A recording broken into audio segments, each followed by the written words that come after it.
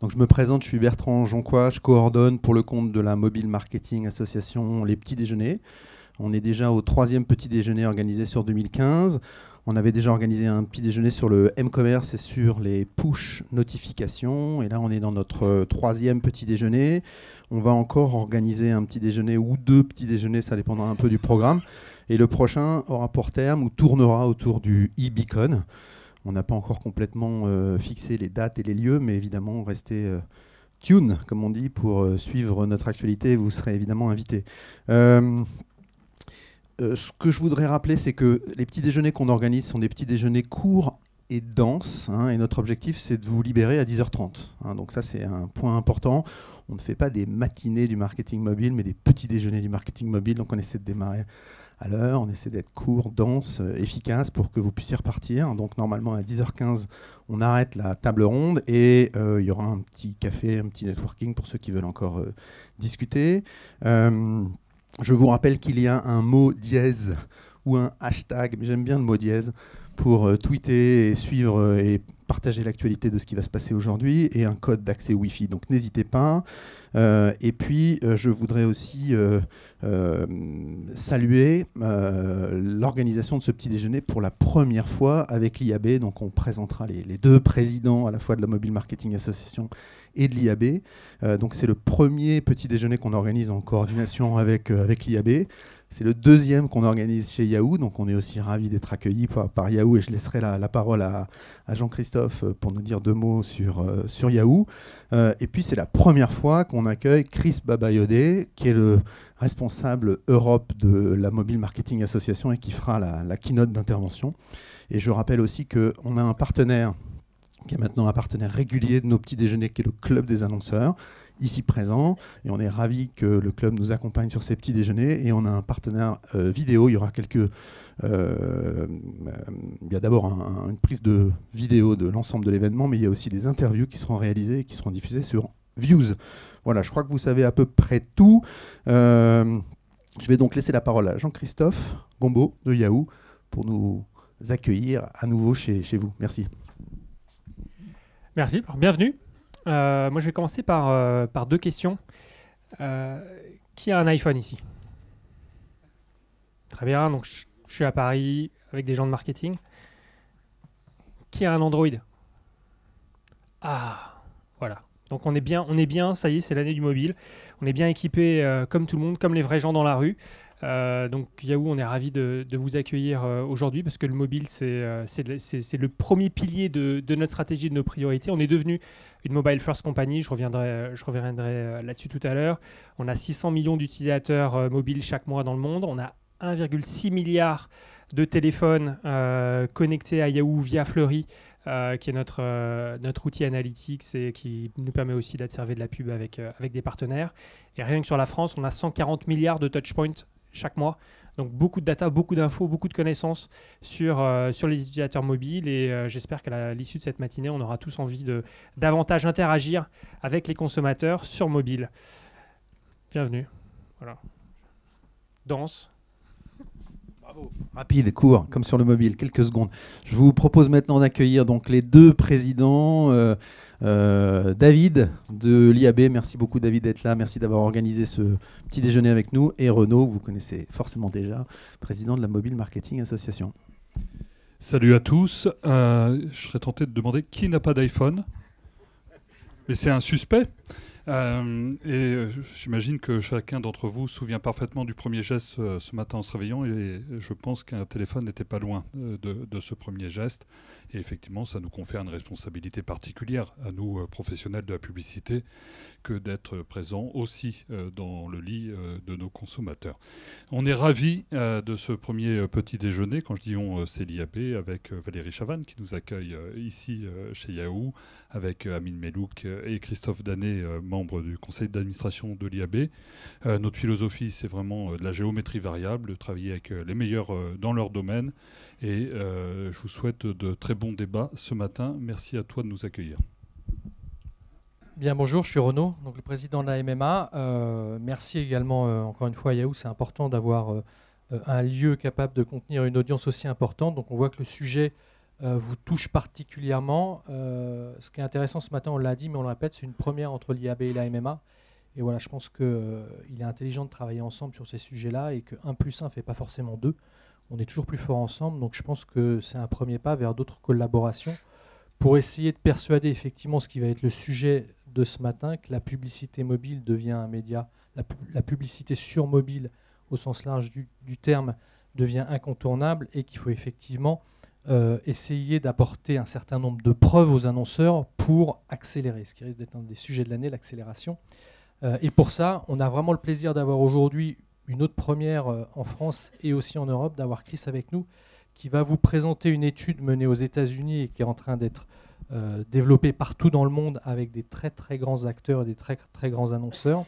Je ne vais pas en dire plus parce qu'il est là pour ça, donc, mais on a vraiment la chance d'avoir aujourd'hui en exclusivité sur l'Europe les premiers résultats de cette étude qui doivent prouver l'efficacité de la publicité sur mobile et notamment son interaction avec les autres médias, puisque bien évidemment le mobile n'est plus une île, comme le disait je ne sais plus qui. Voilà, je vais laisser la parole à Annie, qui s'occupe de l'international et des relations avec MMA Global, pour introduire Chris, et ensuite on aura 30 minutes de présentation de Smokes. Merci. Bonjour à tous. Donc effectivement, 2 mots rapides sur l'étude Smokes qui va vous être présentée par Chris. En 2 mots, il s'agit d'une étude lancée par la MMA Global, une étude empirique lancée par la MMA Global il y a plus d'1 an. Elle a impliqué, vous allez le voir, 1 demi-million de personnes, d'utilisateurs et 4 annonceurs majeurs des annonceurs américains, que sont AT&T, Mastercard, Walmart et Coca-Cola. Ce qui est intéressant dans cette étude, ce qui a motivé cette étude au départ, c'est que tout le monde s'accordait à dire qu'il y avait un décalage entre le niveau d'investissement effectué par les annonceurs sur le mobile et la puissance de ce média ou de ce canal qu'est le mobile. Bon, tout le monde s'accordait à dire ça, mais ce n'était pas étayé par des chiffres, par des mesures terrain. Et en fait, c'est ce que Smokes s'est attelé à faire. Vous allez le voir que les résultats sont tangibles, puissants. Ils ont été présentés en avant-première à New York, I think it was en mars. Et ils ont commencé à faire le tour à San Francisco et à Chicago. Et nous avons la chance d'avoir Chris ce matin à Paris avant que ce soit présenté à Londres au mois de juin. Voilà, je m'arrête là. Chris prend la main et vous en dit beaucoup plus sur l'étude Smokes. Nous, MMA France, nous étions particulièrement motivés pour que cette étude vous soit présentée ce matin, notamment avant Londres. Voilà. So Chris, the floor is yours. Thank you. Bonjour, merci. I'm going to give my presentation in English, but the slides are in French, so I think you should be able to follow all of that. Thank you to the MMA France for inviting me today, and Yahoo for hosting, and all of you for attending. These results and this study is a proprietary study from the MMA. I run the MMA in EMEA, which is part of the MMA Global team. And every presentation we give, we have to state our mission. And our mission is to accelerate the transformation and innovation of marketing through mobile. And we found that one of the things that members of our association have told us and given us feedback is that it's been difficult to understand the true value of mobile marketing and mobile advertising. And this study and the results I'm going to share with you today are the result of probably 2 years or more worth of work, and they're only just the beginning. So we will be rolling out more results over this year and into next year. So I hope a few of you understood that, or all of you understood that. So let me take you through the slides that I've got here today. So I've got them in English here and French there, so I think I could be able to manage the two together. And a microphone. That's me. Okay, so it's the value of mobile marketing I'm going to talk about for the next 25 minutes. But I think all of you would agree with this statement. I'm not going to use my franglais in order to read it out. But in English, it's saying there is not an industry on the planet that's not trying to figure out how mobile becomes core to their strategy and core to their business. AT&T are a major research partner within this study, and that was their CMO giving us a comment before we started this study. So I'm going to use this presentation to answer 3 key questions. Can mobile help me with my marketing goals? Assuming it can, I've given away the results there, I think. Assuming it can, what's the optimum mobile allocation for a campaign, and how can I make my mobile investment work even harder? So that's the core element of our presentation. Currently in the market, certainly in the US, certainly in the UK, and I imagine here as well, there aren't any real methods that we have seen that fully measure the value of mobile marketing. Either it's too granular, or the biggest revolution in consumer behavior has been unmeasurable, and CMOs tell us how difficult that is, and therefore the revolutionary channel that is the mobile channel hasn't really requires a revolutionary approach in order to determine the value of its marketing. And that approach, I'm going the wrong way, okay. So that approach that we have is our research called SMOCS. It stands for Smart Mobile Optimization Cross-Media Research, which is quite a mouthful, hence we call it SMOCS. Okay, I'm going to spend literally 30 seconds or so just on the methodology and rather than go into detail. But what this is illustrating is that in doing this research, we have a significant panel of over 500,000 individuals, which you can see on my right-hand side. We measure and optimize and track all their behavior against a set number of objectives that campaigns are trying to determine, be it brand awareness, be it sales, and then we use some software and some optimization software in order to understand what would have happened to that campaign if the share of advertising to mobile was actually greater than the real campaign. And then we'll look at the difference between the two. That's really what the methodology is about. So the first question here is, can mobile help me meet my marketing goals? Okay. And what you're going to see here is that we tested 4 different campaigns from 4 different advertisers. AT&T is a telecoms operator launching a mobile phone. MasterCard, the credit card, was actually wanting to associate the use of a credit card with the image of travel. Walmart is a supermarket and was looking at purchase intent and foot traffic into the supermarket. And Coca-Cola's brand is actually an iced tea brand called Peak Tea, and they were looking for the effect on sales. So we tested everything from in the entire purchase funnel, from brand awareness right through to sales for those 4 campaigns. And the way we looked at it is that we wanted to understand how many people, additional people, would be converted for every dollar spent. So you're going to see a few slides here which just are figures here that says in the blue was the campaign average, and in the orange was what would have happened if mobile expenditure had been greater for those live campaigns.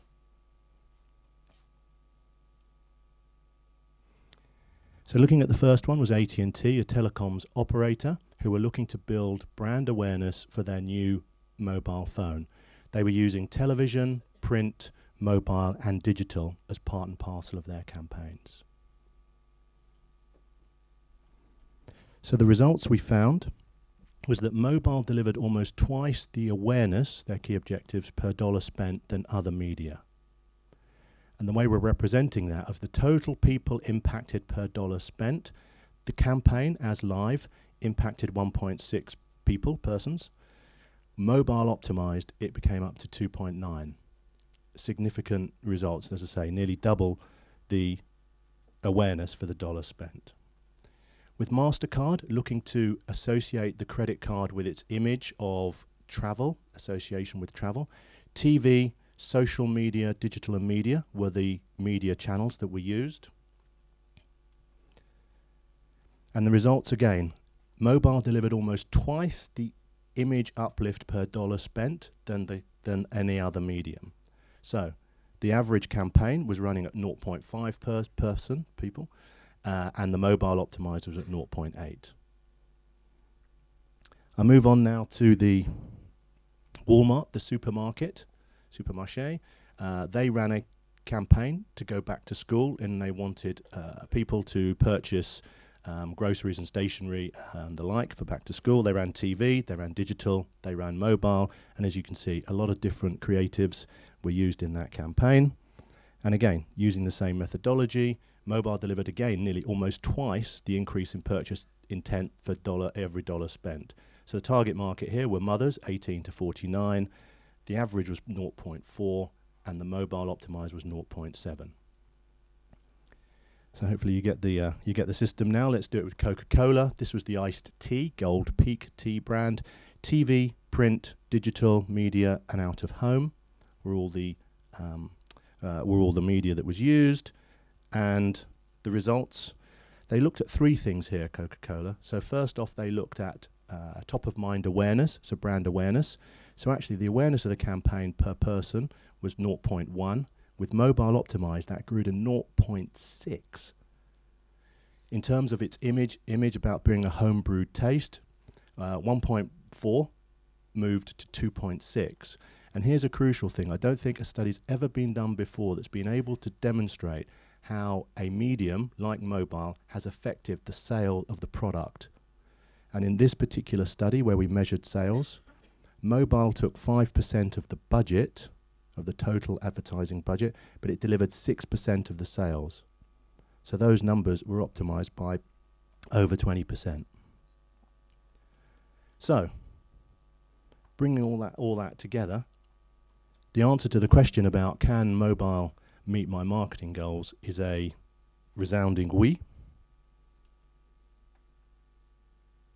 And I think that mobile, so just to make sure that mobile, therefore, we believe drives results across the entire purchase funnel, from purchase brand awareness through purchase intent right through to sales. Second part of this presentation was about, what is the optimal level of mobile allocation for a campaign? So we look to see what is the optimum. At what point do you get diminishing returns? At what point can you get increased returns? So this was what we found when we took all those 4 campaigns. The optimum share for each and every one of those 4 campaigns is as illustrated on the chart. So the AT&T campaign, the optimum share would have been 16% of the total budget. The MasterCard would have been 8%, Walmart would have been 10%, and the Coca-Cola Peak Tea would have been 10%. I think they're quite outstanding numbers. So what does that mean for us? It means that what we wanted to then do was to say, okay, that's the share of advertising spend. What does that mean for my business? Because at the end of the day, CMOs are, what does that mean for my business? Does it move product? Does it change? Does it move the needle? And so what we found is that the real business values of this allocation was that the brand awareness metric for AT&T increased by 12% with those optimized numbers. For Walmart, it increased by 15%. And on the sales for Coca-Cola, it increased by 4%. And when you work those through to what does that mean in terms of their business, these were results that delighted the CMOs who were involved in the campaign. So if you pull all that lot together, we at the MMA are coming out into the market to say that really any campaign should aim for a minimum of double-digit mobile allocation of the total marketing mix. We're not saying that there's just one number because sectors are different, but we are saying there's double digit. Double digit is anything obviously from 10% to 99%. But that's what we found has come through from the results of this proprietary research. So taking that further, it's that, okay, if that's what we've seen from the share, and that's the business effect, is there anything more we can do, anything more that you guys can do in order to make that mobile investment work harder? Surprise, surprise, we believe there are. We believe there are 4 ways in which a campaign, including mobile, can work harder. And in summary, there's the format, the type of format that can be used. There's location targeting to try and reach people on the move, obviously. There's the time of day targeting. And there's also some creativity, testing different creative to see which works and then employing those. So what we have done as a further enhancement to these studies is we've looked at all 4 of these different aspects, and we've applied them to each of the 4 campaigns and each of the 4 studies that we've done. And this is what we found. If you were to optimize by the right format or optimum format, then those campaigns would have increased by 20 to 40, an upside of 20 to 40%. Location targeting brings 20% plus. Context, time of day, another 20%. And creativity, working with the right creative and optimizing, anywhere between 40 to 60%. So if you put all of those together against each campaign, there is a whopping 100 to 160% uplift on the numbers that I've already given you. So these are pretty significant numbers, especially when you look back to something like Coca-Cola moving its sales from 4% up to 6%. So let's apply that to the optimum shares that we looked at earlier. If you recall, AT&T was at 16% through to Coca-Cola at 10%. That was the optimum share of the total advertising budget. If the 4 factors I've just been through were added to the campaigns and those campaigns are optimized, then the optimum share would then move from 20 to 20% for AT&T, 12% for MasterCard, 12% for Walmart, and a 15% for Coca-Cola. That's what would have happened on those campaigns, that Coca-Cola Iced Tea would have put 15% of its budget into mobile spending. AT&T launching that mobile phone would have put 20% of its total advertising spent across all media into mobile. So I think that these are pretty powerful results. So if we then take it not just from share of advertising through to what did it do against the objective that the marketing directors and the CMOs were trying to reach, these are the numbers, if you recall, from what I said about 10 minutes ago. Sorry, these are the numbers that I said about 10 minutes ago. And then if you were to add the optimization of the campaigns, you would have found that AT&T would have increased its brand awareness with mobile optimized. It would have increased it from 12 to 18%. MasterCard is a whopping. It goes from 7% to 17% in terms of its people agreeing with its brand image statement. Walmart, the intent to shop in their stores goes from 15% to 29%.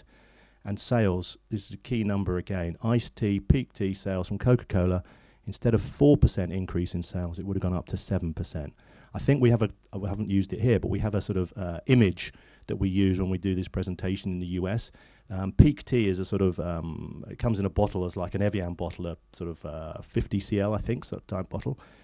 This increase in sales would stretch from New York to Boston as a line of bottles of iced tea. So I imagine that the margins and profit on that would be pretty significant from Coca-Cola. So if mobile had been optimized to that level, it would have 7% increase in sales. So these were the 3 questions that we started with at the beginning. Meeting marketing goals, mobile allocation, the optimum share, and how can you make that work even harder? So the key takeouts that we have from this, the key insights, is that we believe that mobile drives results across the entire purchase funnel, from brand awareness, purchase intent, traffic, image, through to sales. A study's never been done like that before that covers all of those aspects. We also believe that the investment in mobile, at a minimum, should be double digit.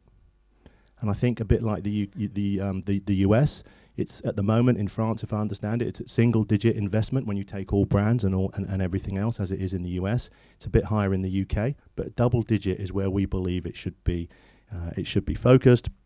And that not only that, the campaigns could then be optimized against the factors that we've given, which will therefore even improve already significant results. So I'm coming to the end of my last 2 or 3 charts. I hope that's been understandable. I see a lot of people are maybe taking some notes on some of these numbers. We will be able to share these numbers with the MMA, France, and some of the slides and everything else. So there will be somewhere where you'll be able to go in and get them, because 1, I feel I'm talking very fast, and 2, I'm talking a language you're not maybe familiar with, and 3, I'm going through the charts very quickly. So if you want to sort of step back and look at these in your own time and use them within your own businesses, then by all means they will be available at some point. But from today, what are the 3 things that we can do right now in order to move forward? Well, one of the things we are launching, it's not launched yet, but we will be launching within the MMA, is an easy-to-use, high-level calculator. So that if a marketing director or brand manager looked and put in the range of their potential mobile spend, what they're looking to achieve, what are the objectives, that we'll be able to give them some sort of indicative allocation number, which, as far as we're concerned, will start to raise the whole debate, the whole question about what share should mobile be taking of full multimedia advertising campaigns. So we'll be launching that in the next 2 to 3 months. currently, the MMA already has a whole raft of resources on our sites, which obviously MMA members can access, and that's everything from creativity, best practice, mobile creative frameworks, trend reports, mobile benchmarking reports. So again, these are member access areas that I would encourage you to go to. And last but not no means least, working with myself or working with the MMA France, there are things we can do with the MMA that maybe can work specifically and be more tailored and customized into the business and the objectives that you personally have.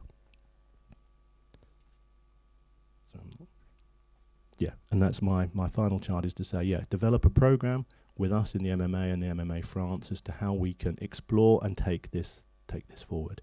And just to wrap up for me, we've launched these results in the US, as I said. We're launching them in the UK in June the 8th, when we have a forum. So you're seeing them sort of ahead of that within EMEA. We've had very good responses. We've gone to into marketeer companies, about 20, 25 or so at the moment. And the response really has been very much from the marketeers to say, this is fantastic. This is what we need to go to our CEOs, our CFOs. This is what we need to go to our agencies. This is what our agencies need for their perspective, so that they can therefore answer the key question about what is the value of mobile by showing these numbers and these results. So thank you all very much today. I don't know if I've got time for questions, or am I just about on time? And I might need someone.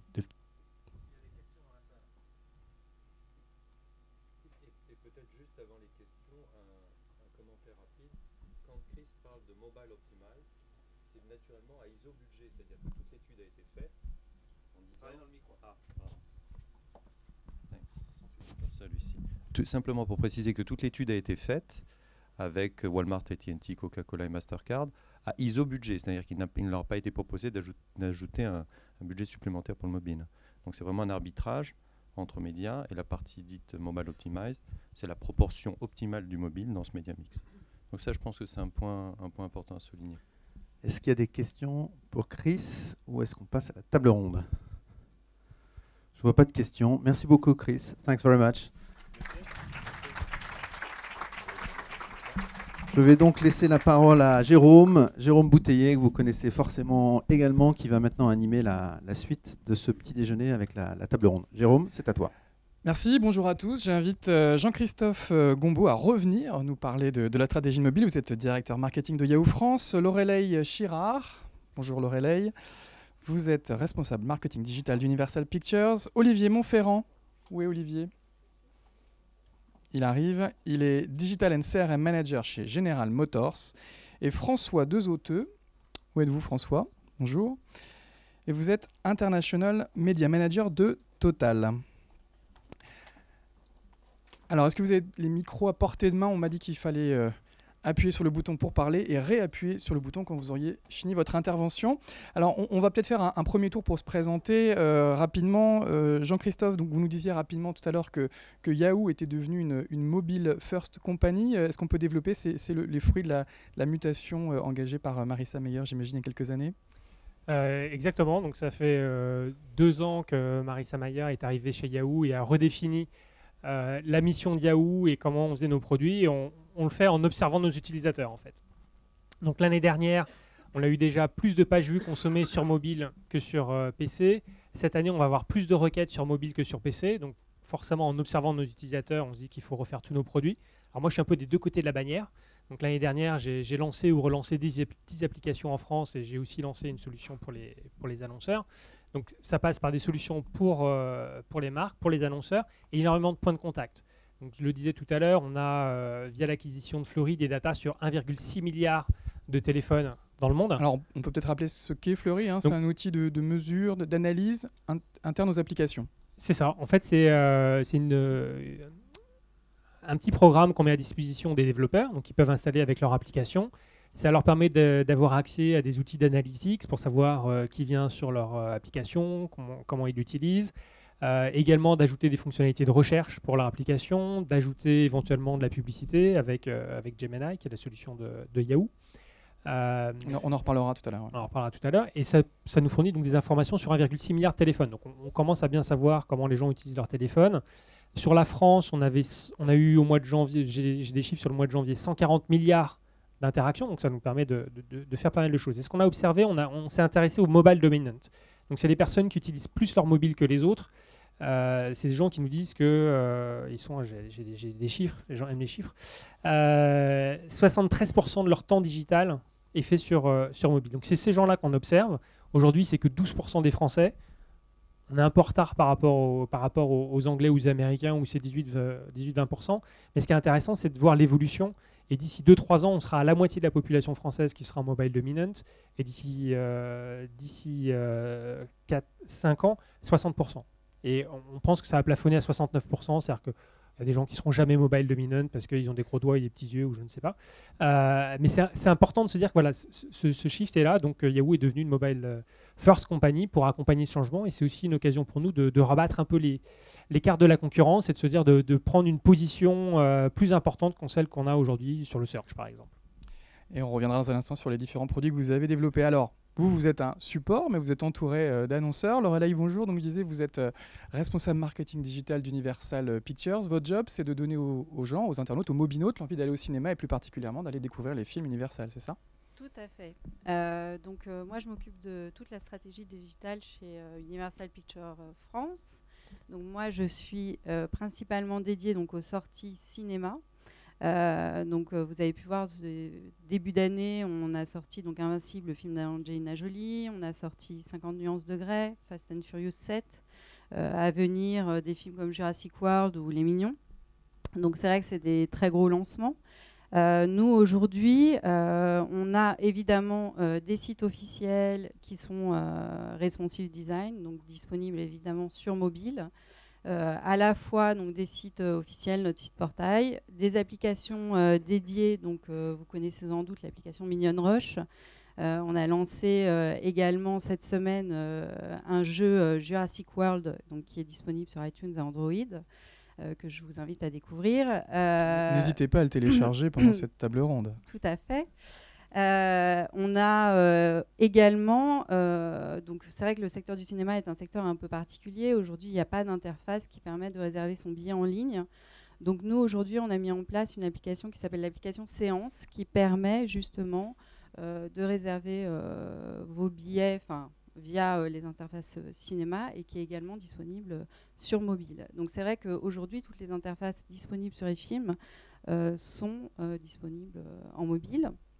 Nous, on fait des campagnes qui sont à la fois donc, display et mobile. Alors, on reviendra dans un instant sur les campagnes concrètes que vous avez faites sur le mobile. Depuis quand êtes-vous un annonceur sur cet écran ? Alors, nous, on a commencé quand même relativement tôt, on va dire depuis 3 ans à peu près. On a testé des formats qui étaient dits plus classiques, de la bannière, de l'interstitiel. Aujourd'hui, c'est vrai que le mobile nous permet d'avoir des formats beaucoup plus créatifs, donc notamment du pré-roll, de l'interstitiel vidéo. Parce que vous avez beaucoup de vidéos dans votre nous évidemment, notre volonté est de pousser au maximum la vidéo. Et comme on en parlait précédemment, des formats un peu plus innovants avec du grattage, il y a plein de choses à faire sur le mobile. On y reviendra dans un instant. Olivier, donc je disais, vous êtes Digital and CRM Manager de General Motors. Alors General Motors, c'est le grand nom américain de l'automobile. Mais vous, votre problématique, c'est surtout de faire connaître une marque allemande, Opel, et notamment au travers des écrans mobiles. C'est bien ça ? Tout à fait. Donc General Motors en France, c'est uniquement la marque Opel. On a eu l'occasion de distribuer Chevrolet, mais c'est une aventure qui se termine. Nous, pour la marque Opel en France, le mobile est quelque chose qui intègre l'écosystème digital global, qui va devenir une brique importante de notre stratégie globale. Et cette stratégie est très orientée autour de la data. C'est vraiment quelque chose qui est un enjeu majeur pour nous. Notre ambition, c'est d'arriver à distinguer les intentionnistes auto des intentionnistes Opel. Ça peut paraître relativement logique, mais je peux vous assurer qu'au quotidien, ce n'est pas toujours très simple. Parce que vous êtes une marque un peu plus challenger sur le marché français, malgré les efforts de Claudia Schiffer, j'imagine qu'il faut encore... je pense qu'on peut dire que challenger est le bon mot. Oui, on n'est pas tout à fait... Quelle est votre part de marché en France ? On va dire que l'objectif de la part de marché est à 3,5 sur 2015. Le marché français est un marché très spécifique avec des concurrents français très puissants, très historiques et donc qui prennent une énorme partie du marché. Donc on va dire que les importateurs comme nous, on se bat pour le reste du gâteau. Cette stratégie qui est orientée autour de la data, elle va s'inscrire en fait dans différentes logiques. On va beaucoup travailler autour du programmatique, mais on va aussi avoir tout un pan qualitatif, analyse qualitative, qui viendront compléter cette logique de programmatique pour faire en sorte d'identifier nos intentionnistes, nos consommateurs, de façon quasi individuelle. Et pour mettre en place cette stratégie, on est vraiment dans une logique de test and learn. Et on est tout à fait friand de tout ce qui peut se faire, toutes les innovations qui peuvent émerger. Et aujourd'hui, on a beaucoup d'acteurs, beaucoup de startups ou beaucoup de structures qui commencent à grossir, qui proposent des offres super intéressantes sur le mobile. On vous en parlera un petit peu plus tout à l'heure, mais juste à titre d'exemple rapide, on met en place avec la régie SFR. On va en reparler dans un instant. Ouais, mais c'était juste pour parce que je ne vais pas forcément rentrer dans le détail, mais on met en place actuellement via la régie SFR une offre de Wi-Fi gratuite dans 25 gares françaises. Donc les gens qui, pour les ponts de mai, vont prendre les transports, vont prendre les trains, auront la possibilité d'accéder au Wi-Fi depuis leur mobile gratuitement via notre marque. Vous allez leur dire qu'ils auraient mieux fait de prendre une voiture, et notamment une Opel. Pour leur dire qu'en arrivant chez eux, potentiellement, ils peuvent aussi aller louer une voiture dans notre réseau Opel Rent. Très bien.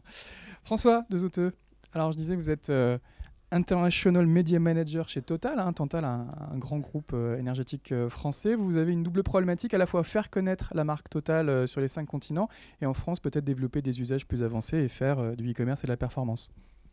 Oui, c'est en effet le cas. La France est un terrain de jeu aujourd'hui sur lequel nous avançons avec notre partenaire média qui est Viseum, notamment sur toute la stratégie d'activation média autour du mobile.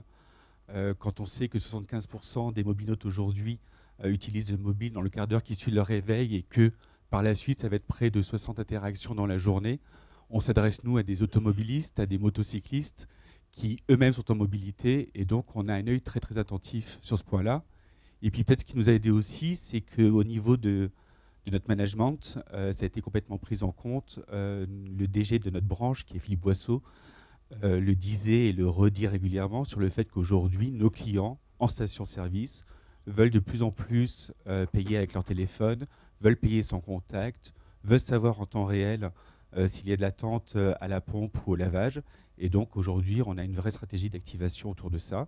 Alors, c'est une prise de conscience récente au sein du groupe ? Assez récente, je ne vous le cache pas. Mais avec Viseum, au début, on s'est posé plusieurs questions. D'une part, c'était pourquoi investir sur le mobile ?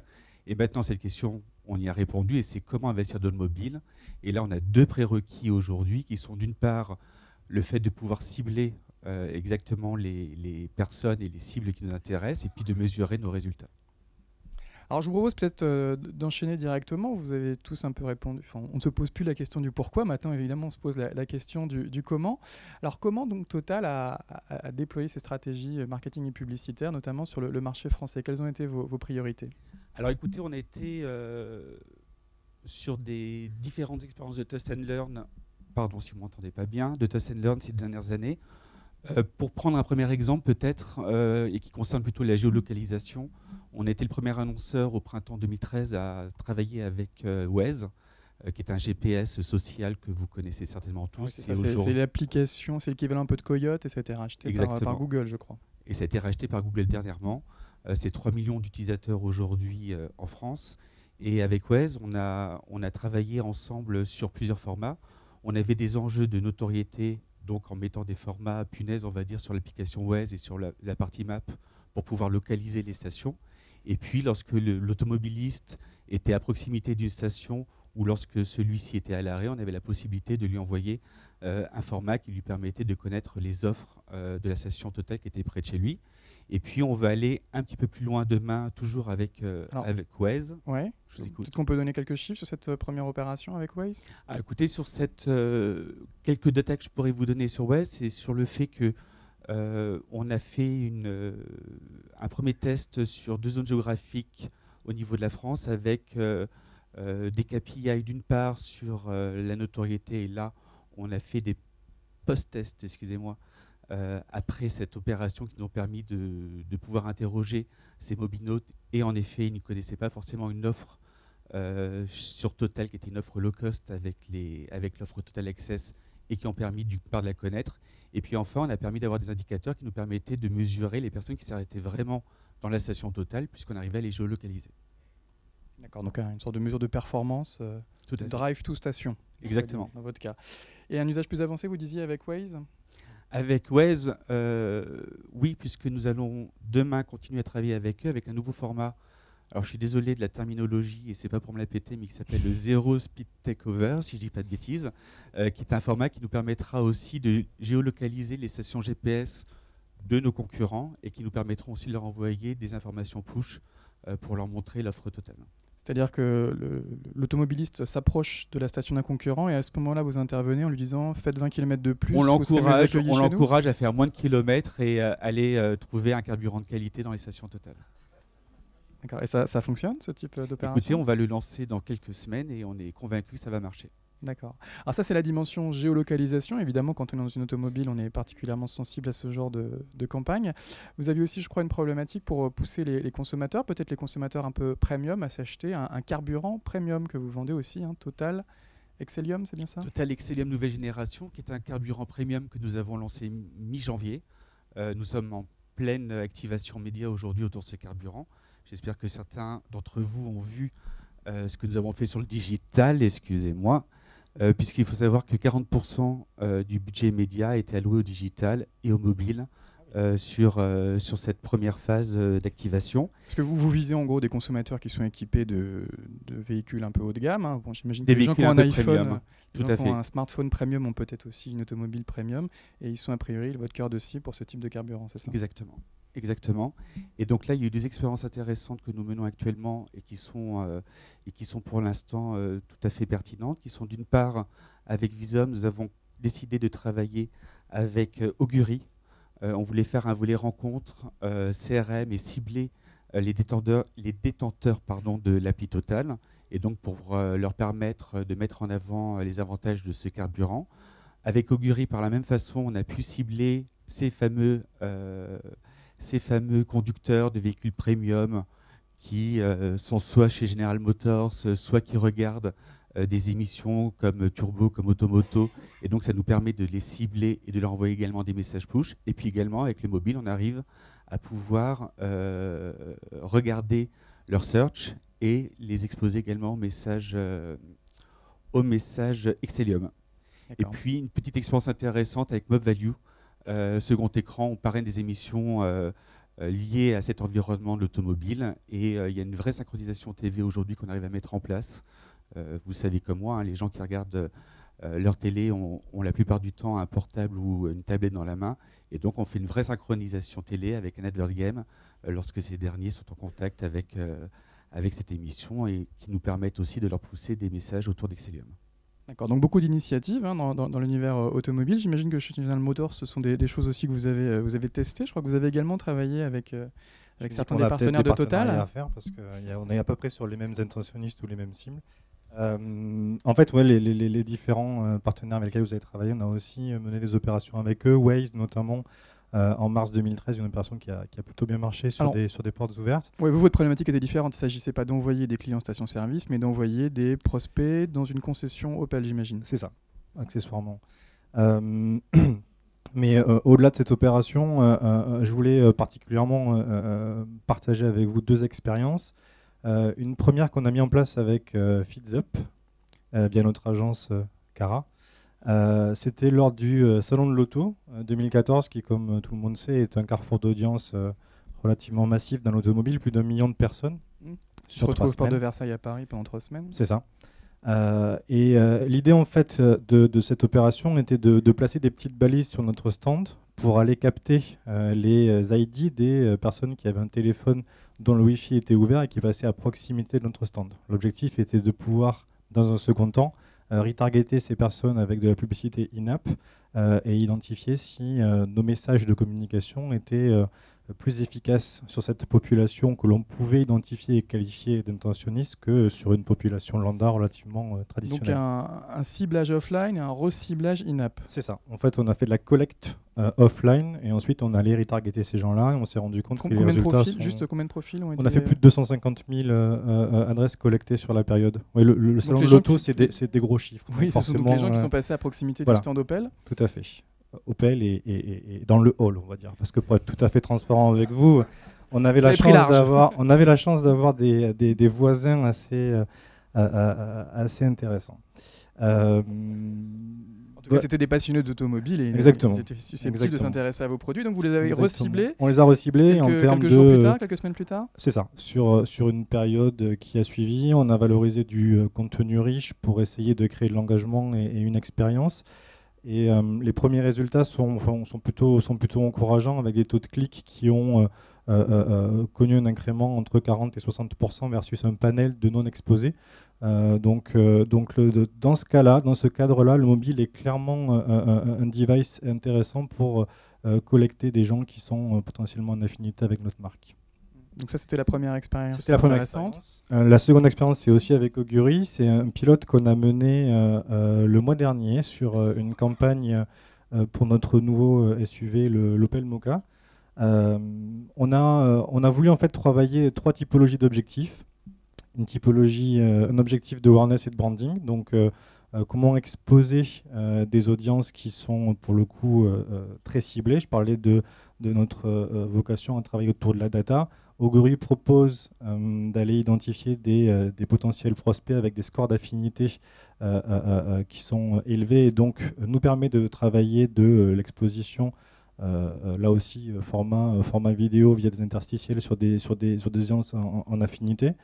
Sur une opération de 3 semaines, on fait un reach de plus de 600 000 personnes avec plus de 500 000 personnes visiteurs uniques. Donc on est clairement sur de la puissance qui s'apparente à des campagnes de mass média relativement traditionnelles. Oui, c'est l'audience d'une petite chaîne de la TNT même.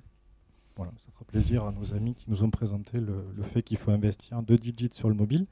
Deuxième objectif sur cette opération, l'engagement. La technologie Augury permet en fait de télécharger une landing page sur le téléphone.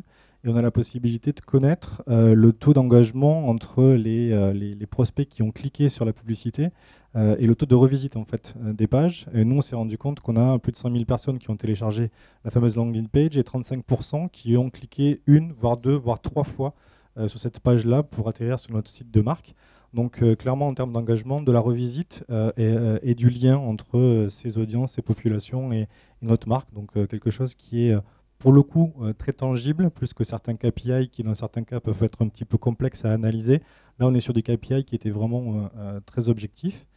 Et le troisième objectif, qui était, pour le coup, pas le moins important, on a essayé d'identifier à travers cette étude, ce pilote, des bassins d'audience potentiels. Et Augury a la possibilité, grâce à cette technologie, d'identifier les parcours utilisateurs des prospects Opel, de le comparer à des parcours utilisateurs d'un benchmark d'intentionnistes automobiles et d'essayer d'identifier en matchant l'ensemble de ces données quels sont les bassins d'audience incrémentaux potentiels qui peuvent par la suite être relativement intéressants à tester soit en médias traditionnels ou en retargeting dans nos prochaines vagues digitales.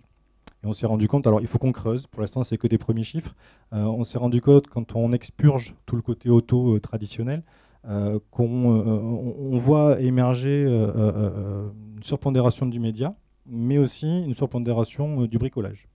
Donc c'est pour le coup quelque chose qu'on n'avait pas foncièrement analysé, identifié dans nos plans, dans nos analyses précédentes. Donc c'est peut-être quelque chose qu'on va être amené à tester dans le futur. Très bien, en tout cas, une collecte de data massive. Lorelai, vous avez aussi des expérimentations très intéressantes. Alors, on a beaucoup parlé d'automobile. Parlons un petit peu de cinéma et peut-être plus particulièrement d'un des grands succès des derniers mois, 50 nuances de Grey. Alors, quelle était votre problématique pour ce film et quelle opération vous avez faite? Alors, donc, notre problématique, c'était effectivement donc, déjà... premièrement, de retoucher les fans du film, du livre, pardon, qui était donc notre priorité, accroître évidemment la notoriété et engager les gens en fait à venir en salle découvrir le film. Donc une triple problématique. Tout à fait. Donc on a mené une opération en 3 temps, donc notamment avec Radium One, qui nous permet aujourd'hui de collecter pas mal de données, notamment sur les fans de cinéma. Donc la première étape était au moment du lancement de la bande-annonce, donc en juillet, soit 8 mois avant la sortie du film, mettre un pixel sur le site officiel et donc de collecter en gros les gens qui étaient venus donc, sur le site. On a collecté plus de 300 000 contacts. Toutes les personnes qui ont vu la bande-annonce sur votre site ont été flaguées, enfin je sais pas quel vocabulaire vous employez. Embasées. Embasées. Et du coup, on a mené donc à peu près 15 jours avant la sortie. Donc là, on était à peu près à 800 000 contacts connectés. On a donc poussé la bande-annonce donc en pré-roll sur du desktop, un interstitiel sur de la tablette, permettant donc à la fois de toucher ces contacts embasés, mais également d'élargir à des segments affinitaires qu'on avait pu collecter sur des précédents films. Donc une forme de reciblage de ces personnes qui avaient déjà vu la bande-annonce. Tout à fait. Et donc là, accroître effectivement la notoriété du film. Et ensuite, troisième étape, au moment de la sortie du film, donc à partir du mercredi de sortie, diffuser donc auprès des contacts cinéma. Donc là, on a fait de la géolocalisation et donc du géotargeting sur les gens à proximité, on va dire de 20 à 50 mètres autour des 150 plus grands multiplexes de France. Que du coup les contacts reçoivent un interstitiel mobile sur l'application qui est ouverte, qu'ils utilisaient à ce moment-là, pour les engager donc, du coup à venir en salle de cinéma. Donc cet interstitiel renvoyait donc vers notre fameuse application Séance et permettait donc aux gens d'acheter leur e-billet directement. Parce que votre problématique, c'est que vous ne contrôlez pas forcément les ventes de billets dans les cinémas partenaires. C'est ça. C'est un peu le souci que nous avons, nous, sur les cinémas. Aujourd'hui, il n'y a pas de système qui permet de mesurer une conversion. Donc aujourd'hui, on va dire, cette opération était effectivement intéressante parce qu'elle nous a permis donc, de compiler, on va dire, un nombre de contacts qui a atteint plus d'1 million de contacts et qui est très intéressant pour nous parce qu'on pourra le recibler sur, évidemment, 50 nuances numéro 2 et 50 nuances numéro 3 à venir. Le DVD, évidemment, la VOD, voilà, c'est des contacts qui sont très intéressants pour ces entités. Et puis, effectivement, des performances plutôt très satisfaisantes avec un taux de clic à peu près 4%. Quand on a une moyenne sur du RTB à peu près à 2,5%. Donc voilà, une campagne... on était plutôt satisfait et c'est vrai que le succès en salle est là avec plus de 4 millions d'entrées. 4 millions d'entrées, voilà. Oui. Notamment grâce à vous. Grâce à moi, non, peut-être pas, mais on va dire en tout cas un contenu attractif qui engageait les gens à venir découvrir le film en salle. D'autres opérations aussi sur le mobile qu'on pourrait partager ? Alors, nous, c'est vrai qu'on teste pas mal de choses. Bon, le contenu fait qu'on a un contenu assez attractif. Donc c'est vrai que par exemple sur Fast and Furious 7, on avait mené une opération avec Dumb Smash qui vous permettait de télécharger les voix françaises et donc de créer des petites vidéos. Donc en termes de viralité, ça a effectivement très bien fonctionné. On a également testé là par exemple sur l'avant-première de Pitch Perfect 2 qui est aujourd'hui un film, on va dire, ciblé très jeune fille, ado. Donc on a travaillé notamment sur Snapchat, qui est aujourd'hui une application qui a beaucoup de succès auprès des jeunes, qui est disponible qu'en mobile. Donc pareil, relayé sur le tapis rouge, différentes vidéos. On a généré à peu près 100 000 vues sur nos contenus vidéo diffusés sur cet outil. Donc c'est vrai qu'aujourd'hui, nous, on va capitaliser, on va dire, beaucoup sur effectivement les réseaux sociaux, qui ont aujourd'hui, on le sait, une utilisation en mobile extrêmement forte. Donc c'est vrai qu'on va beaucoup travailler avec Facebook, avec Twitter, même sur nos campagnes YouTube, où on a, on va dire, une proportion de mobile très très importante. Peut-être même Tumblr, n'est-ce pas Jean-Christophe ? On rappelle qu'on est chez Yahoo. Quelle est votre réaction à ces premiers témoignages en tant que média ? On parle beaucoup de mobile, on parle beaucoup de social. C'est quoi le nouveau cycle que vous employez en interne ? Les 4 lettres ? Les Mavens. Maven, Les rappelez-nous ce que Mavens, ça veut alors, dire. c'est les 4 piliers de la stratégie de Yahoo. Donc c'est mobile, vidéo, native et social. Et donc tous les produits qu'on lance, tous nos développements doivent couvrir l'ensemble de ces produits-là. Donc j'imagine que ce qui a été évoqué, ça correspond aussi aujourd'hui à la nouvelle stratégie du groupe. Et Ouais, vous avez notamment ou accéléré même au sur service, le- parce que 50 Shades of Grey, on a une énorme campagne sur plusieurs pays pour l'avant-première. Ah, donc c'est grâce à vous qu'il y a eu 4 millions d'entrées, évidemment, sur le On y a film. contribué, mais je pense que c'est surtout la qualité du film. Ah non, mais il n'y a pas de bonne vente sans bon produit. C'est quoi votre question? Une réaction peut-être assez Non, une différente réaction. d'expérimentation. Ma première réaction, c'est que même dans notre étude Smartphone Dominant, où on s'intéresse aux plus gros utilisateurs du smartphone, aujourd'hui, personne ne se définit comme utilisateur d'un smartphone. Même les smartphones dominants se disent je veux aussi utiliser un device mobile, on va dire, un fixe, un portable. Les écrans sont de plus en plus grands, les ventes de phablettes ont augmenté de 148%, donc on voit bien que ça progresse. Et surtout, l'utilisateur, le consommateur veut une communication qui soit en continu, notamment pour tout ce qui est communication. Donc, vous évoquiez Snapchat, qui est que mobile, qui est presque étonnant pour un outil de communication moderne, qui devrait être tout device, ou pour la recherche. Et la recherche, c'est bien sûr les recherches que vous faites sur Yahoo, Bing ou Google, mais c'est aussi les recherches que vous faites sur n'importe quel autre site de e-commerce ou sur le site d'Universal pour voir les différentes bandes annonces. Vous l'avez fait dans le métro, vous l'avez fait chez vous, vous avez envie de le montrer à quelqu'un, vous avez envie de le retrouver sur cet autre device. Donc, nous, notre réponse pour toucher les utilisateurs, c'est pas une réponse mobile, une réponse tablette, une réponse PC, mais c'est une réponse qui est cross-platform, donc on appelle Gemini, et qui va fonctionner sur tous les devices. Donc en gros, une publicité de Gemini, c'est soit une vidéo. Donc c'est votre plateforme de native advertising, c'est bien ça? C'est notre plateforme de native advertising, Alors, absolument. on rappelle une définition de native advertising, c'est de la pub qui est peut-être pas définie par l'IAB. Comment est-ce qu'on pourrait définir ce format? C'est une jolie définition pour un petit déjeuner co-organisé par l'IAB. Une publicité native, c'est une publicité qui a été conçue pour le site sur lequel elle est hébergée. Donc pour faire un petit peu d'histoire, heureusement, l'IAB, il y a 15 ou 20 ans, a défini des formats... Il y a 20 ans, 1994, je crois. Voilà, il y a 20 ans, a défini des formats standards qui étaient les mêmes sur tous les sites. La fameuse 468-60. Il y en a plusieurs. On peut être très créatif avec des formats IAB. Ça aussi, il ne faut pas opposer créativité et IAB, pas du tout. Il y a des formats très créatifs. Mais ça permettait aux annonceurs et aux marques d'avoir un peu de puissance à grande échelle, parce qu'il y a 20 ans... Et de mutualiser, notamment toute la partie créative. Mutualiser les coûts. Je pense que les designers et les graphistes en agence créa, ils peuvent être mieux utilisés qu'à retirer ou ajouter 3 pixels en haut ou sur les côtés à une créa. Mais aujourd'hui, il se trouve qu'on n'est plus sur... tout le monde a un écran d'ordinateur en 800-600 ou en 1024, je ne sais pas quoi, mais il y a... rien que sur Android, quand nous on lance une application, il faut qu'elle soit compatible avec plus de 1000 téléphones. Parce qu'entre les tailles d'écran, les versions de système d'exploitation, chaque constructeur qui a son propre système d'exploitation, ça veut dire que notre compatibilité, c'est plus de 1000 appareils. Ça devient compliqué. Donc on a un format publicitaire qui va s'adapter à tous les écrans. Donc si vous êtes sur un écran d'ordinateur, vous aurez une grande image. Et puis si vous êtes sur un petit smartphone, vous aurez une petite image, ou voire pas d'image du tout, et juste un texte et un call to action.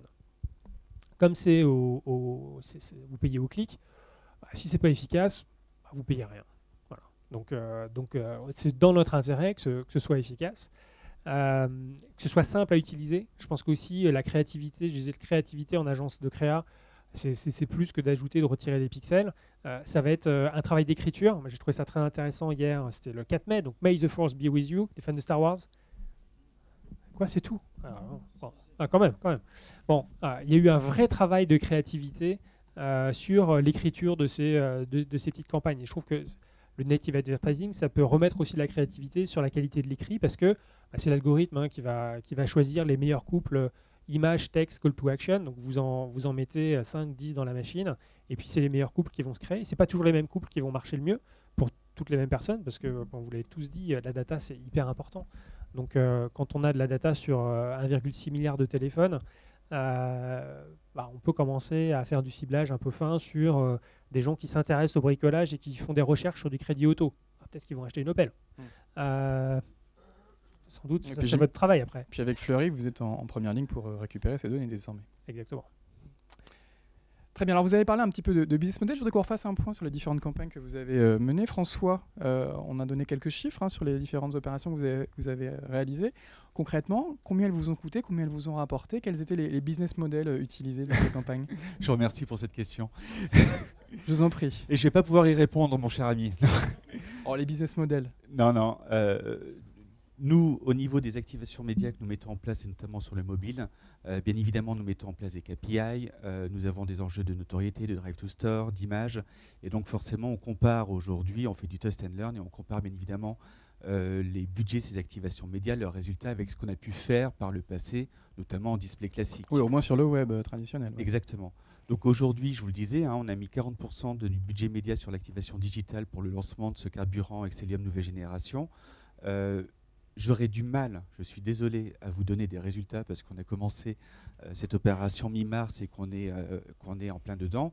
Maintenant, tous les indicateurs aujourd'hui sont au vert. Les retours de Visium nous montrent que les stratégies d'activation sont les bonnes. Et surtout, on arrive enfin à mesurer, et ça, la mesure de la performance de ces actions médias, c'est un sujet en tout cas qui revient régulièrement. Mais avec les technologies qu'on arrive à mettre en place avec le mobile notamment, on arrive enfin à mesurer des gens qui vont vraiment s'arrêter dans nos sessions totales, des gens qui vont pouvoir présenter des e-coupons et qui vont nous permettre de pouvoir, nous, derrière, regarder un petit peu quel va être l'impact sur notre chiffre d'affaires.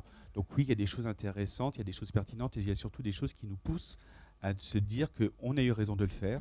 On a pu vraiment sensibiliser, c'était un facteur extrêmement important, le top management sur ces actions-là, parce que c'est toujours compliqué aussi de faire rentrer cette culture digitale au sein d'entreprises comme la nôtre. Et aujourd'hui, on y arrive. Maintenant, je suis désolé, Jérôme, je n'ai pas forcément de chiffres à vous donner qui vont... On peut savoir éventuellement ce que vous achetez. Vous achetez des bannières, vous achetez des clics, vous achetez des installations d'applications. C'est quoi exactement vos objectifs concrets? On a une application totale, bien évidemment, que nous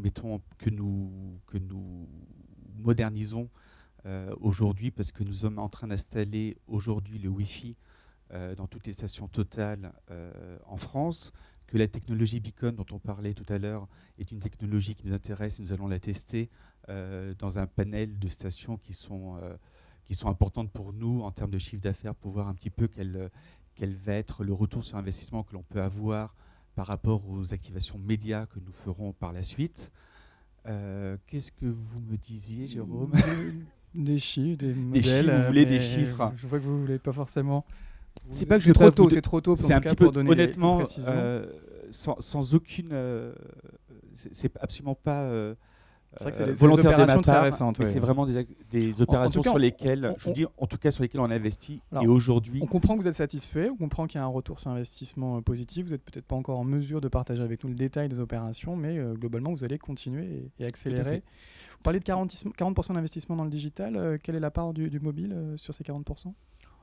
Alors je vais regarder mes petits camarades. L'ordre de grandeur?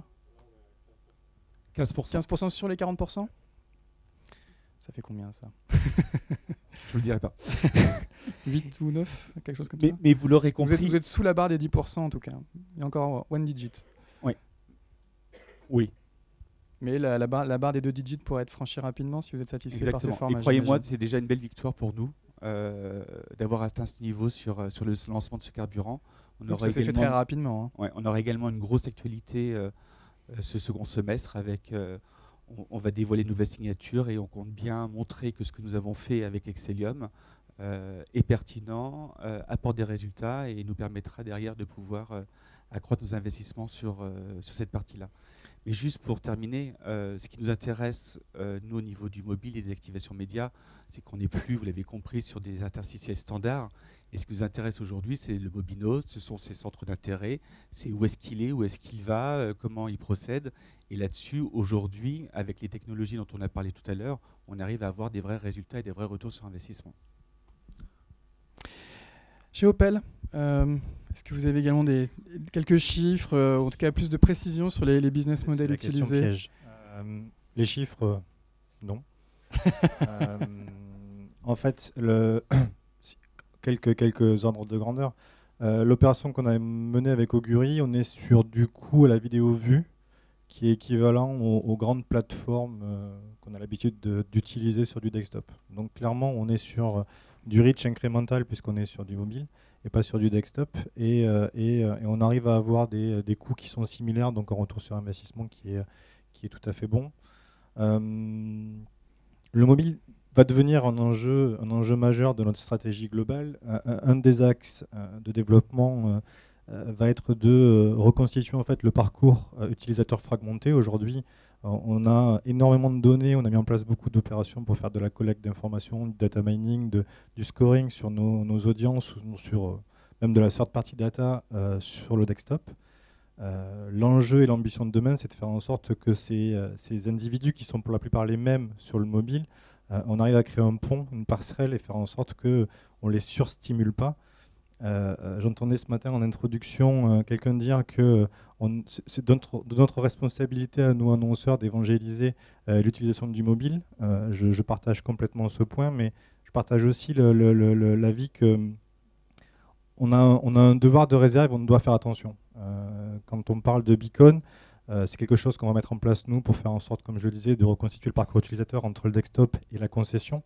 Donc beacon, on peut peut-être rappeler un peu ce que c'est. Beacon, c'est le fait de pouvoir envoyer un message ciblé, géolocalisé, avec différentes typologies de messages en fonction de la proximité d'un prospect ou d'un consommateur vis-à-vis d'un point de vente. Et donc quelqu'un qui arriverait par exemple dans un point de vente Opel, on a tout son historique web ou mobile. Alors c'est ça. Notre ambition, c'est ça. C'est comment est-ce qu'on peut positionner le digital en tant qu'aide pour les forces de vente. Aujourd'hui, digitaliser un point de vente, c'est quelque chose qui est important, mais entre nous, c'est relativement simple. Ce qui est complexe et l'ambition, l'enjeu de demain, ça va être de digitaliser les forces de vente dans le point de vente. Leur faire comprendre quel est le bénéfice, leur faire comprendre pourquoi cet apport d'information peut les aider dans leur relation avec le prospect.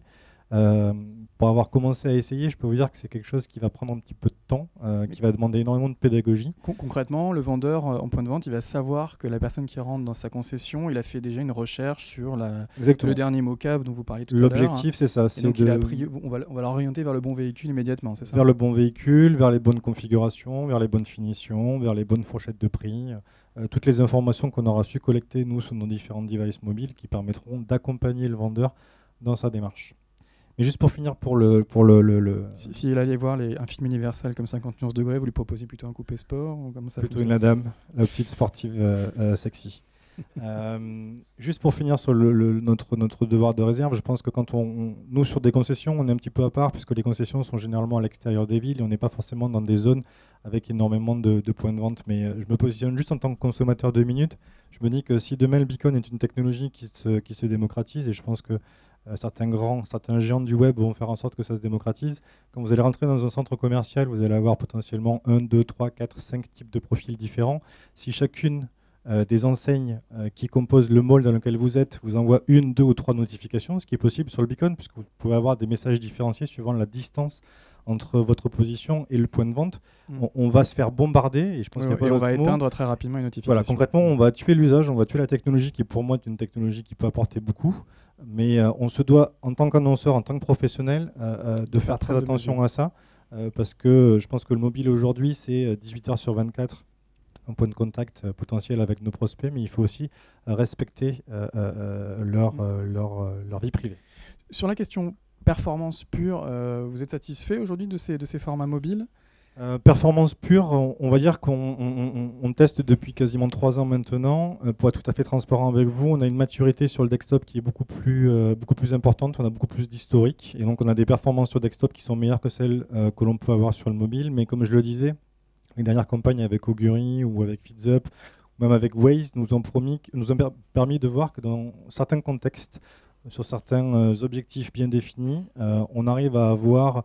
Alors le KPI peut être le clic, le vu, la personne qui se déplace à la concession. On peut avoir des retours sur investissement qui sont plutôt bons. Comme je le disais en introduction, moi j'aime beaucoup le test and learn. Et dès que mon agence vient me voir avec une idée un petit peu innovante ou qui n'a jamais été faite, c'est quelque chose qui fait résonance. Le gros avantage de ça, c'est qu'on est généralement les premiers ou dans les premiers, donc on bénéficie de cet effet d'aubaine. L'inconvénient, et on l'a vu un petit peu sur l'un des pilotes que j'ai pu vous présenter, c'est qu'on essuie un peu les plâtres. Et pour certains, je pense que les technologies sont tout à fait nouvelles. On a un besoin de maturité. Certains acteurs ont besoin de créer de l'inventaire pour faire en sorte d'avoir une puissance suffisante au moment où on va mettre en place nos actions de retargeting publicitaire. Voilà, ça fait partie du jeu. Je pense que le mobile aujourd'hui, on est vraiment en train, il y a une forte accélération. Je pense qu'elle va être exponentielle dans les années à venir. Aujourd'hui, quand on parle de KPI pur, voilà, pour nous, à date, c'est peut-être quelque chose qui va changer. On est encore plus efficace sur le desktop que sur le mobile. Lorelei, aussi un petit point sur la question du retour sur investissement. Vous nous avez dit tout à l'heure que vous aviez eu d'excellents taux de clics sur la campagne menée sur les mobiles. J'imagine que ça rend toute l'opération beaucoup plus rentable qu'elle ne l'est sur le web. Tout à fait. Enfin là, après, bon, comme on disait, c'est vrai que c'est un peu compliqué toujours de comparer les performances. C'est vrai qu'on se rend compte, nous on mène beaucoup de campagnes, on va dire en pré-roll ou in-app, où là effectivement sur un environnement on va dire spécifique, on atteint des taux de clic voilà, énormes. Vous pouvez nous rappeler les chiffres? On peut atteindre des taux de clic au-delà de 10%. Au-delà de 10%? Oui. Mais après, c'est vrai que voilà, la catch-up, c'est, on va dire, un environnement spécifique, c'est du pré-roll non skippable. Sur le in-app, ça va être des formats, on va dire, à l'engagement. Donc c'est vrai que c'est des logiques quand même totalement différentes. Là, c'est vrai que sur les stats qu'on avait eues sur de l'interstitiel géolocalisé, on était plutôt satisfait des performances. Alors, vous auriez d'autres chiffres à partager avec nous ou pas? D'autres chiffres à partager. Voilà, c'est un peu délicat de donner budget. On va dire que nous, en tous les cas, sur un film, alors nous, c'est vrai que la problématique est aussi un peu particulière parce que chaque film a sa problématique différente, son budget spécifique, une répartition voilà, qui va être aussi en fonction de la cible qu'on veut toucher. On va dire sur un budget comme 50 nuances degrés, on était sur un budget digital qui allait à peu près à 50% du mix média. Et on va dire sur le mobile, on était à peu près à 30%. De ces 50%? De ces 50%. Donc on est au-delà des two digits dont on parlait tout à l'heure. Sachant que nous, effectivement, sur les supports avec lesquels on diffuse, on ne va pas différencier vraiment le split mobile. On va faire notamment voilà, tout ce qui est YouTube, tout ce qui est catch-up, tout ce qui est Facebook, sur lequel l'inventaire mobile est privilégié. Donc c'est vrai que ça augmente aussi la répartition assez facilement, quoi. Jean-Christophe, également un mot là-dessus. Sur le ROI, alors vous parliez de Gemini qui est vendu au CPC, comme l'était le search, comme l'est encore le search aujourd'hui. Comment vous appréhendez cette problématique de ROI des annonceurs? Alors déjà, on l'appréhende avec les annonceurs. Donc petit appel, faites des études de cas avec nous. Donc sur 50 nuances degrés, il faut qu'on fasse une étude de cas. C'est une très très belle campagne. J'ai des chiffres. Donc j'ai pas trouvé de campagne énergétique avec un annonceur qui a accepté de partager les chiffres. Donc je peux pas en donner. En revanche, j'ai un exemple de Honda en automobile. Qui a fait une campagne en native advertising, donc sur tous les devices avec nous. Donc il y a eu un coût pour clic inférieur de 52% à leur objectif. Alors généralement l'objectif c'est ce qu'ils ont en moyenne sur les autres campagnes. Et encore plus intéressant, le coût pour lead inférieur à 80% à leur objectif. Donc ça veut dire que chaque clic apporté était beaucoup plus pertinent que le clic moyen qu'ils ont eu sur d'autres plateformes, d'autres types de campagnes. Alors ça, c'est des chiffres globaux. Est-ce que vous avez des chiffres spécifiques au mobile? J'ai pas de chiffres spécifiques au mobile parce que je pense que c'est aussi un message qu'il faut avoir. C'est ce que j'ai dit tout à l'heure. On n'est pas dans un instant, tiens là je suis mobile hôte, ou là je suis tablette hôte, ou là je suis internaute. Le consommateur, il va se réveiller le matin, il va checker ses news, il va voir une pub pour Opel. Et puis, plus tard dans la journée, il va prendre sa voiture, il va voir des affiches dans la rue pour Opel, il va prendre un café avec des collègues, dont il y en a un qui a acheté une voiture récemment, qu'est-ce qu'il en a pensé? Puis le soir, il revient chez lui, il voit un pré-roll pour Opel, et puis à un moment donné, il va cliquer sur une pub, et puis il va aller en concession. Et c'est impossible de se dire, alors dans la part du cerveau, de l'inconscience qui a été fait sur le mobile, c'est ça ou ça ou ça.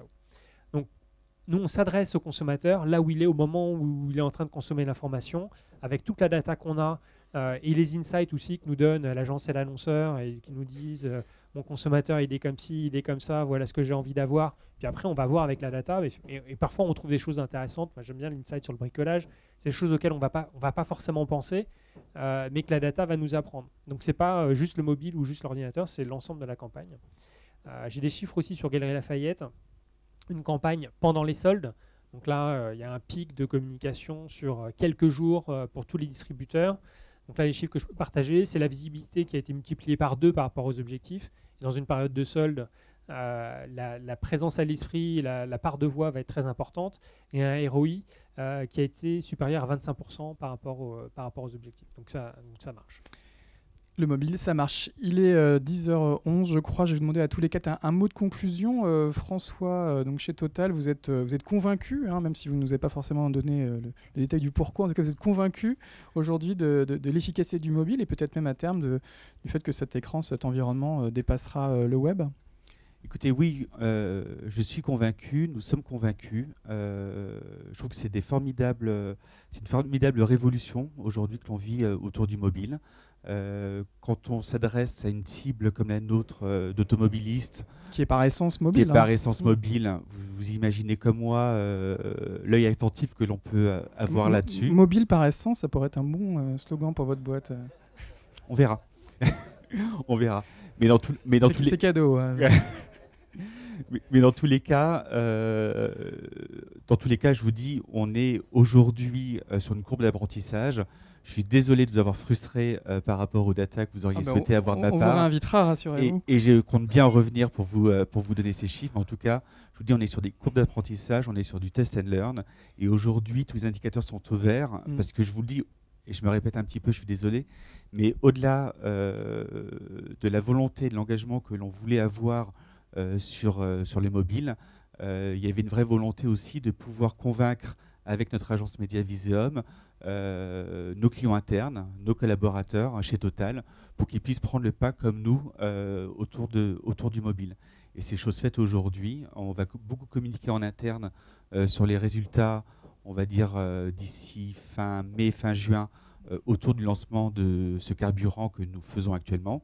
Et je pense que ça nous donnera toutes les forces et tout. Et puis un grand projet de digitalisation des stations, si j'ai bien compris, aussi bien Total que Total Access, ex-station Elf. Exactement. Merci en tout cas François. Olivier également, un petit mot de conclusion. Le mobile, c'est évidemment l'avenir aussi pour un constructeur auto comme Opel. Oui, j'imagine. Mais je partage complètement l'avis de mon collègue. Je pense qu'au-delà de voir le mobile comme un device ou comme une façon de communiquer avec les prospects, je pense qu'il faut qu'on arrête d'avoir une vision brand-centrique et qu'on commence à avoir une vision customer-centrique. Et le consommateur, il consomme une marque, qu'il la consomme sur mobile, sur tablette, devant son écran de télé ou son ordinateur. Au final, c'est à la marque de s'adapter et plus au consommateur d'aller chercher l'information en fonction de ce que la marque veut bien lui donner. Donc je pense que notre stratégie digitale sera globale, notre écosystème sera 360 et c'est comme ça qu'on conçoit notre vision digitale pour la marque en France. Une dernière petite remarque qui pourrait légitimer la position du mobile dans cette stratégie globale. Aujourd'hui, je suis convaincu que générer de l'audience, c'est quelque chose qui est complexe, qui peut revenir relativement cher et on voit de plus en plus d'initiatives qui capitalisent en fait sur des carrefours d'audience naturels, que ce soit les gares, les malls, le salon de l'automobile tous les 2 ans à Paris. Et le mobile est le meilleur allié de la marque pour faire en sorte d'aller capter l'attention ou stimuler ces audiences-là, qui sont des audiences potentiellement affinitaires, mais c'est le trait d'union entre le on et le off. Exactement. Peut-être qui ont moins cette impression d'être harcelés par la publicité, qui sont dans un contexte peut-être de loisirs ou de consommation plus libéré, et donc peut-être plus à l'écoute des messages d'une marque. Donc le mobile, ça sera clairement ce lien, ce pont entre la marque et le consommateur dans son univers du quotidien. Merci Lorella. Également un mot de conclusion. Le mobile aussi a vocation à monter en puissance dans votre mix média. Oui, je pense. Nous, ce qu'on attend, c'est vrai, avec impatience, c'est une interface qui nous permette de vendre des billets en France sans que ce soit lié, pour pouvoir mesurer l'efficacité, évidemment, de nos actions et surtout ne pas être dépendant, on va dire, d'un réseau spécifique qui est un peu problématique pour la relation commerciale. Du coup, nous, c'est vrai que voilà, on attend ça avec impatience et je pense, pour revenir sur tout ce qui est techno-beacon, c'est vrai que nous, ce serait également un levier très intéressant pour toucher les spectateurs en salle. Donc, Merci Jean-Christophe, vous nous avez accueillis ce matin. Je vous laisse également le mot de la fin. Merci. Je pense que c'est aussi, moi je vais prôner une approche holistique. Donc on ne va pas créer un nouveau silo mobile web. Je pense qu'il faut avoir une approche holistique. On est en train de casser le silo branding performance en disant on peut avoir des opérations qui sont à la fois bons pour la marque, pour sa notoriété, sa préférence et aller jusqu'à l'achat. Donc on a cassé ce silo sur le display, on l'a cassé sur le content marketing. Je trouverais ça dommage de rajouter un nouveau silo. Donc plus de silo, branding, performance, mobile, tablette, desktop. On touche le consommateur et on l'amène jusqu'au point de vente et on convertit. Merci en tout cas à tous les quatre pour ces échanges fort instructifs. On poursuit cette matinée, j'imagine, autour d'un café. Absolument. Je voudrais d'abord remercier tous les intervenants. Jérôme, merci beaucoup pour l'animation de cette table ronde. C'était passionnant. Je voudrais un remerciement spécial pour Chris qui a fait le déplacement, qui nous a présenté cette étude vraiment très intéressante. S'il vous plaît. Et on est un peu comme aux Oscars, on a toujours un peu des remerciements. Donc j'ai quand même des remerciements très importants à faire. Catherine et Julie, sans qui ces petits déjeuners n'auraient pas lieu. Donc Catherine et Julie, si vous voulez bien lever la main, si vous voulez des renseignements sur l'association, la Mobile Marketing Association, elles sont là pour vous aider. Et puis j'ai encore quelques petits remerciements. Le premier d'entre eux, ça sera Pierre-Emmanuel. Merci Pierre-Emmanuel. C'est lui qui nous a inspiré le thème de ce petit déjeuner. Je voudrais remercier Nicolas qui a beaucoup participé à l'organisation de ce petit déjeuner. Et puis Stéphane de l'IAB qui a été aussi un artisan majeur. Je rappelle, parce que ça a été évoqué pas mal pendant la table ronde, que notre prochain petit déjeuner aura pour thème le beacon, ou plutôt l'interaction et le mobile en point de vente. Donc le beacon en fera partie, donc on vous tiendra au courant. Vous pourrez être informé. Mince, la slide a disparu, je ne sais pas pourquoi.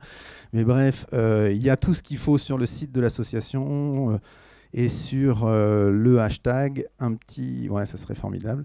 Bref, vous aurez tous les éléments sur le site de l'association. Merci encore, merci à Yahoo de nous accueillir. Et puis effectivement, on peut prendre un petit café et continuer la discussion. Merci beaucoup.